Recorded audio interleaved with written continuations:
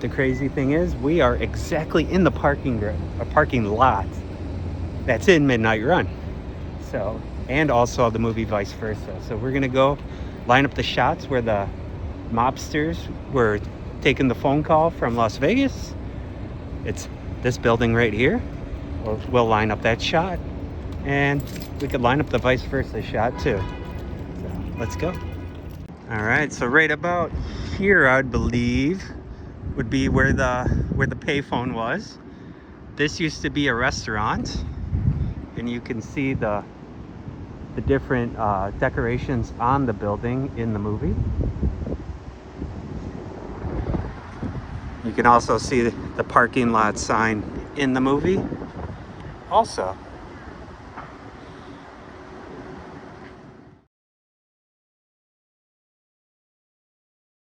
All right, so yeah, Midnight Run.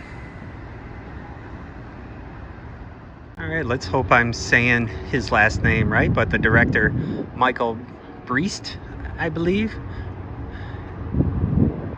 Yeah, this was one of his movies. He does have a lot of good movies that he's directed to his credit. Even the mega bomb Chile with J-Lo and Ben Affleck. It kind of ended his directing career. He kind of said, you know what, Hollywood, I'm done.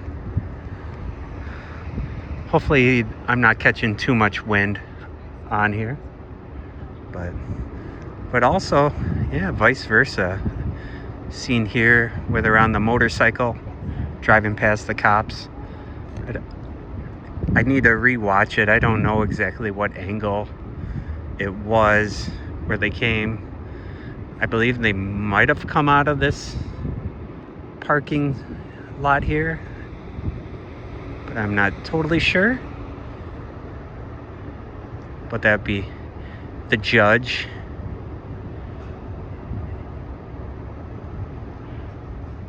I did do a video of the Vice Versa house, and whatnot, but yeah, Vice Versa. I probably won't do a Vice Versa video because I got a lot of filming locations to get if I was going to do that, but I'm just gonna put this in there with Midnight Run, Fred Savage, Judge Reinhold. But we are heading to the Auditorium Theater for some orchestra of The Nightmare Before Christmas, which starts here in a little bit. So anyways, so yeah, this used to be a restaurant, and it had a big sign there where the Travelodge sign is now, and Midnight Run. All right, a quick little voiceover here. Vice Versa is right down this street where he takes off on the motorcycle past the cop, and that'll finish our Midnight Run filming location video. There is like one more spot over by the Chicago River that I could get, but I am not going to because Leah does not want to walk around downtown Chicago. It is drizzling, so we won't be doing that one.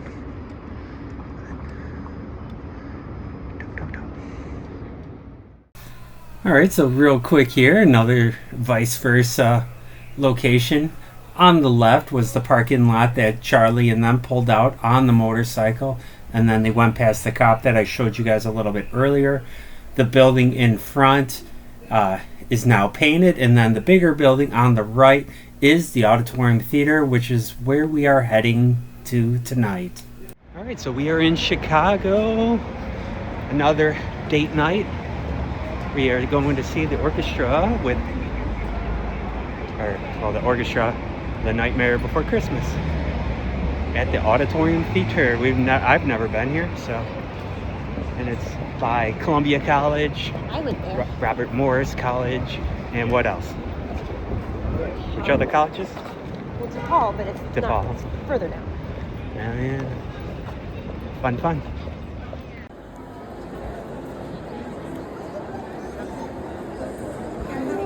The first seats right here. Oh, perfect. Thank you. All right, we are here, the Auditorium Theater.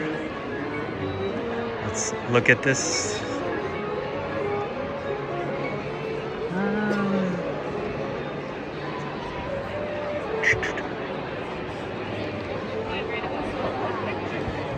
All right, we have made it. And Leah's taking another picture. Oh, sorry. All right, I had to go back to my car, put my camera away, even though I wasn't going to record anything with it. I just didn't want to leave it in the parking. But, Yeah, because we're not in a garage. yeah. But anyways, yeah, don't bring your DJs or your GoPros. Don't do it.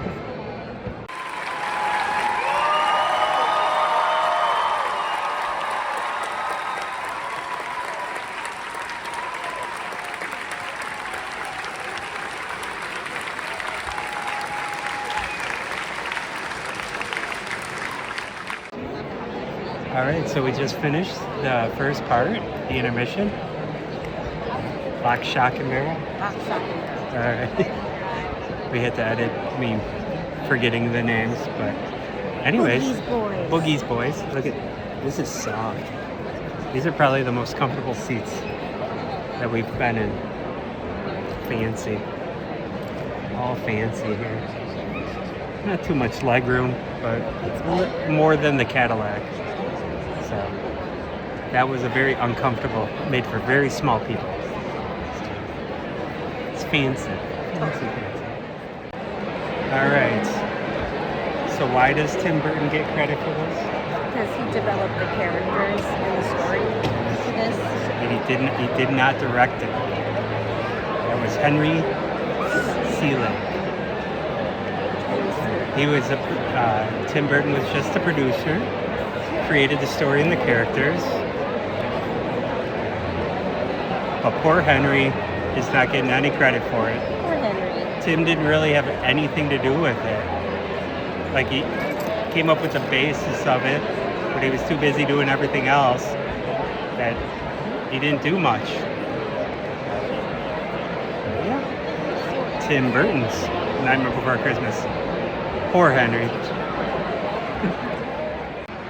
Alright, so one of the guys in the back is dressed up like Santa Claus.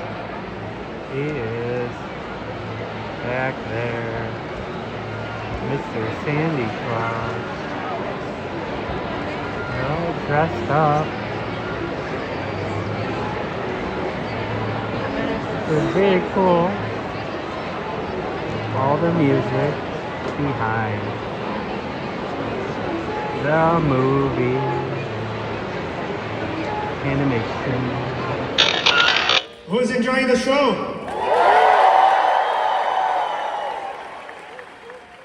Awesome. You guys look amazing.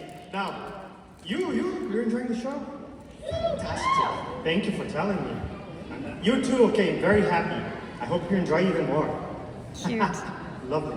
We have two Jack Skellingtons right here. So you guys don't know this, but we, the orchestra, you see how they're all dressed up absolutely marvelously? Yeah. Do you know why? It's a competition. Oh. So myself and two of the Chicago Philharmonic directors have pre-selected 3, and we need your help to select the winner. Cute. Alright, so I'm going to show you all 3 first, and then I'm going to point 1, 2, and 3 individually, and then you can applaud for whoever you think is the winner. The person with the least applause is winning. No. With the most applause is winning, okay? Let's see, Tina. Yay, Tina. Matt. Yay. Sandy. And Bonnie. Oh, wow. Okay, Bunny wins. Okay, now that you know who the 3 are, let's do this again, as they might say across the pond. Tina! Tina!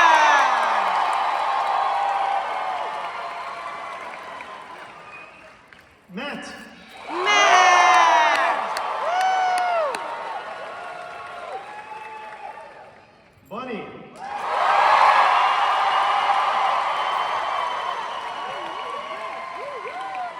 Orchestra, do you guys agree that Bonnie won? Yeah!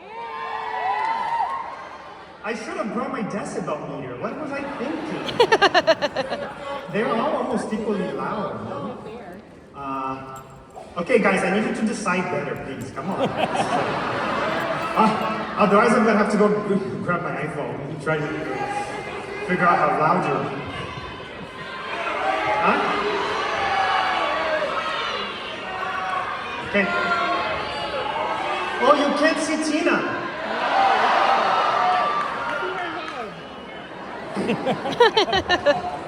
Oh, Tina.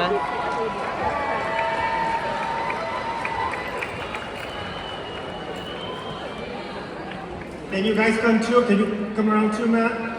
Guys, can you see him from there? He's right underneath the screen. Whoa, look at them.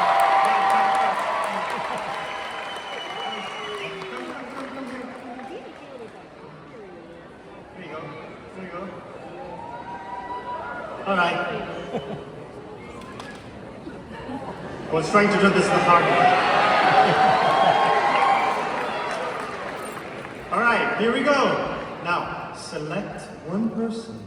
And only applaud or scream for that person, please. Otherwise, I'm going to have to go and get some gear, right? Matt. Woo!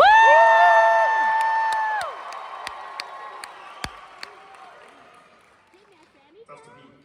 Tina.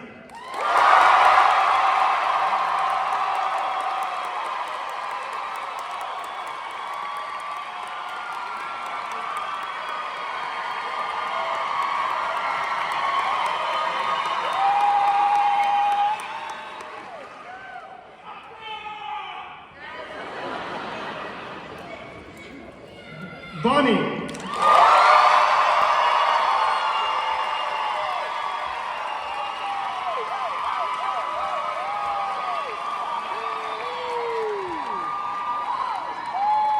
All right, I'm going to have to make an executive decision based on the length of your applause. Congratulations, Tina. Yay, Tina!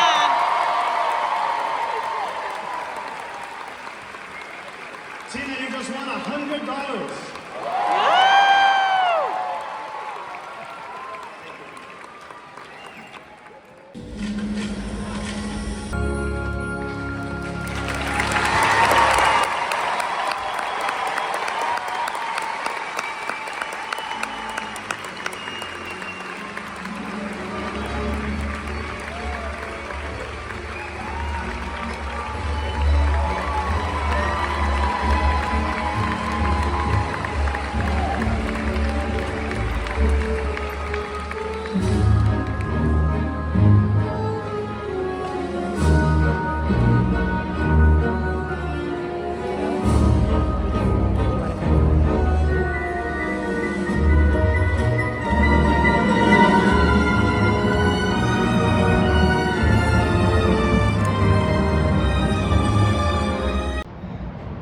Well, we just finished The Nightmare Before Christmas.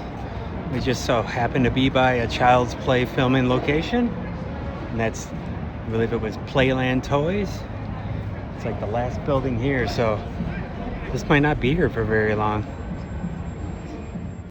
All right, there you go. Child's Play filming location. You want to get a good guy doll inside here?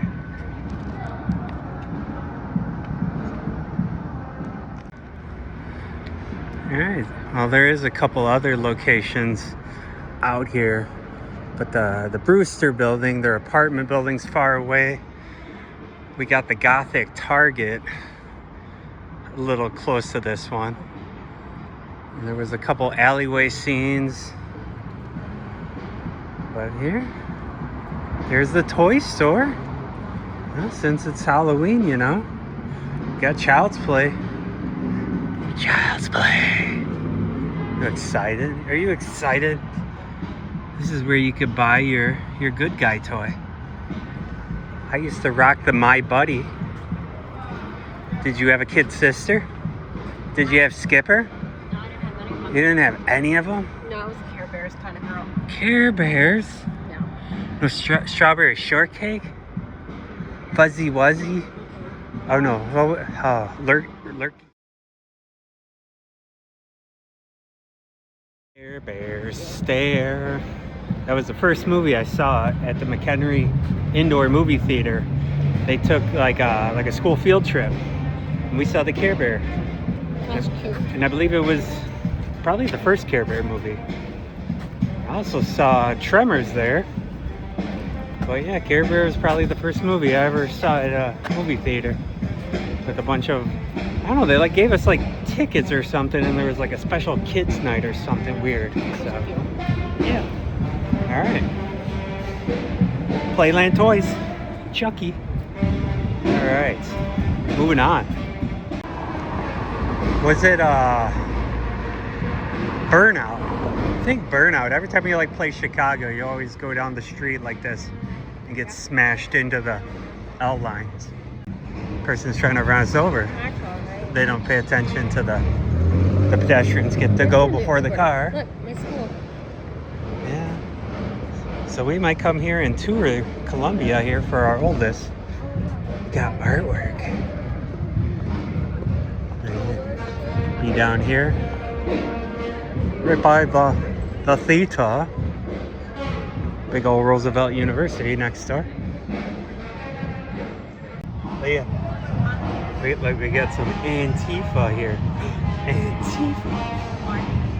Oh.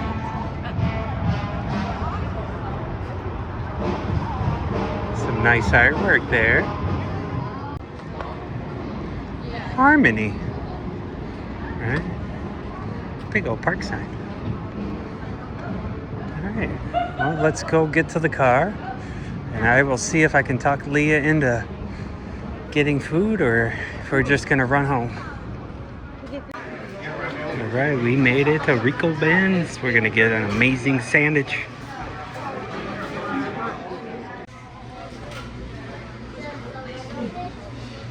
Bunch of old-timey Chicago pictures.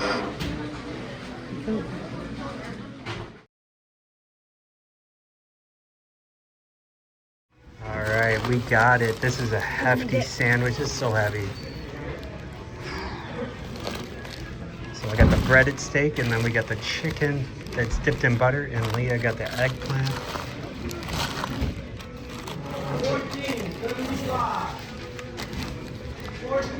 Alright. Got Vesuvio, king steak, jardiniere, mozzarella, eggplant parm, and 2 Sprites. A whopping total $49.23. Fresh cut fries. Leah unraveled the chicken one. We don't want that many onions on there. Spread it out. Get out that center. Breaded chicken and butter. That is delicious. A little dry, but still tastes good. Yeah. Very thin chicken. That thing's a monster. Leah's is a monster parm. Is that delicious? Mm-hmm. Now that thing looks like a freaking crime scene. Holy cow. Yeah. It does. Alright, so after night before Christmas, we drove all the way out here to Rico Ben's.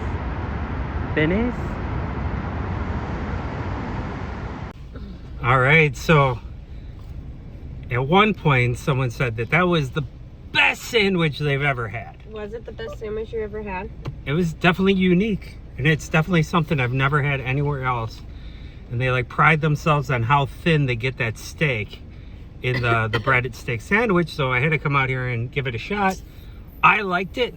The chicken sandwich was a little dry, but it's still delicious. I killed that one. Your eggplants? I like eggplant. It's a thing. Wherever I find it, whether it's a sandwich or not, I usually get it.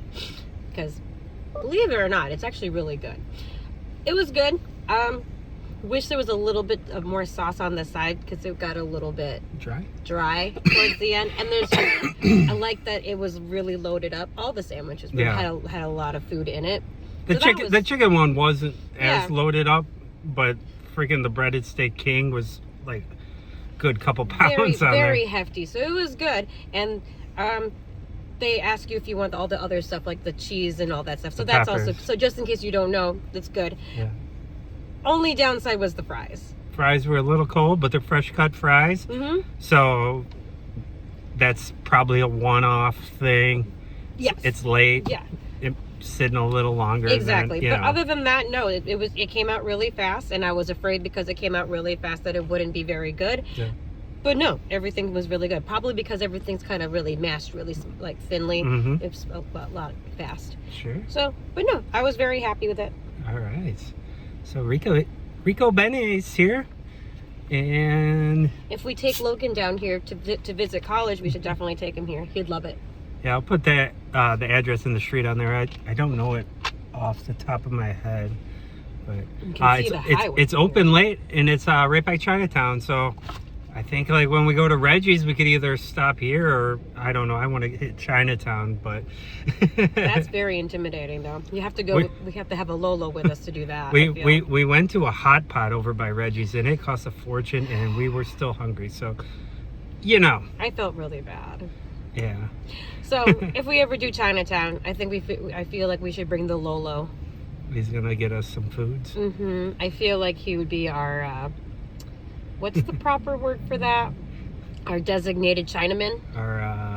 Our interpreter, if you will. Our something. But, yeah. But anyways, yeah. Awesome. Ricky Benny's. If you guys like this type of content, like, subscribe. We're gonna go head home and see our kids, and yeah, hopefully I can get these videos out soon. I'm trying to get the Rocky Horror Picture Show one out, but it might have some copyright issues and stuff, so I think it's taken a long time because I think it's going to get flagged. But I don't care about the monetization. I just wanted to put it out there, but I might have to re-edit it and talk over it or something. We got some footage we recorded at the Nightmare Before Christmas, and if it's on this one or if this is separate, we'll see, because Disney owns both of them, so we will see how much of a pain in the butt it is to play it, or just to see the symphony and stuff. It was cool. I liked it. All right. Well, we'll see you guys later.